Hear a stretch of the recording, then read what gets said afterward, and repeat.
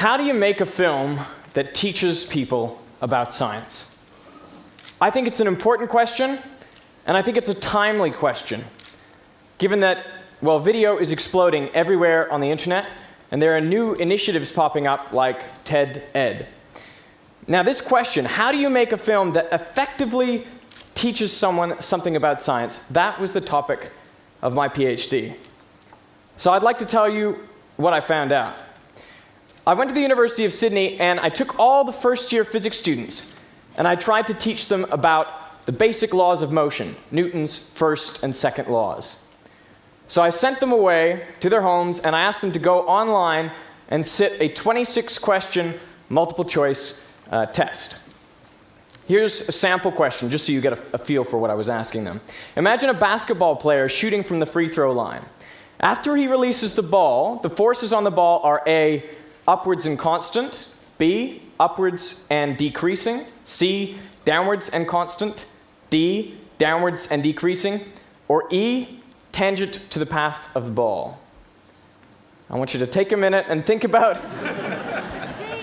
what you would answer, and think about what you think other people might answer, okay? So then we would get the students to rate their confidence in their answers. How confident are you that this is correct? I should mention that is not the exact Likert scale that I gave them, but it's, gets the idea across. Okay. And then I would randomly assign these students to watch one of several videos about Newton's first and second laws. They lasted about 8 to 10 minutes.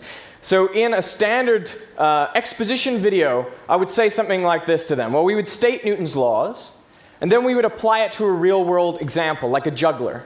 I can't juggle, so I've got one ball. Anyway, so we would say something like, while the ball is in the air, there's only one force acting on it throughout its flight. That's the force of gravity, it's constant, and it's downwards. We'd actually animate a little arrow on the ball as it goes up and down in slow motion. Okay, so obviously the answer was C, whereas most people usually pick B to that question. Okay, so after watching this video, the students would sit the exact same 26-question test. I wanted to see, had they changed their minds about any of those questions? And I also interviewed a couple students to see what did they think about the video. Did they like it? Did they think that they learned something from it? And here's what they told me. Well, they said, Derek, that was a great video. It was clear. These are the most common things they said. It was clear, it was concise, it was easy to understand. That's good. And then I looked at their confidence scores. How did that change on average? Well, on average, it improved by about a point. Okay, everything's looking good, but how much did they learn? Well, on the pre-test, they scored 6 out of 26. And I can tell you there were basically direct answers to at least 14 of those questions, but how much did they pick up? The average on the post-test was 6.3. What happened?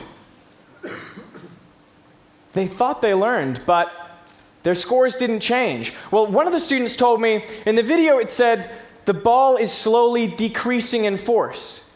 They thought there was some upward force in the ball, and they thought that was presented to them. They couldn't even correctly remember what was presented 5 minutes earlier. And I had sat in the room with them, and they watched the video. The thing is, in science, students don't know nothing about what we're trying to teach them. They actually know lots of things through their interaction with the world.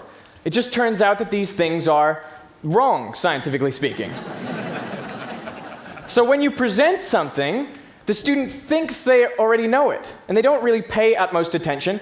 They don't realize that what's being presented differs from their prior knowledge, and they just get more confident in those things that they were thinking beforehand.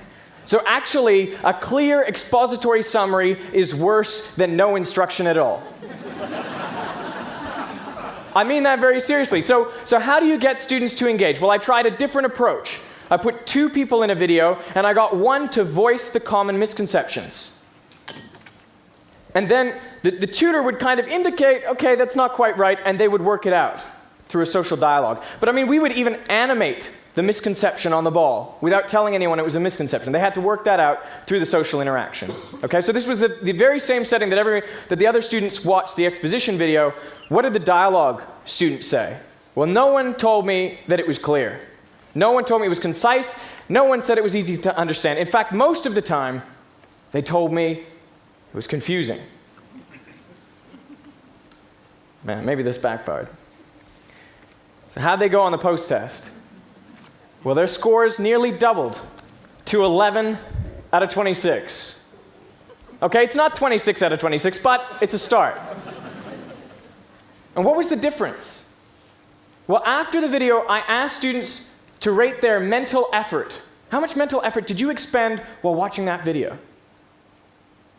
And the students who watched the dialogue invested significantly more mental effort in engaging with that presentation than students who saw only an expository summary. So to me, there's a really important message there. Depending on how you present, you can change how your audience watches, and thereby how much they learn. And I'm now applying this. I've got a YouTube channel, it's called Veritasium. And I've made nearly 100 films which have been seen over 4.5 million times throughout the world. And you know, you always have to start with the misconceptions. Thank you.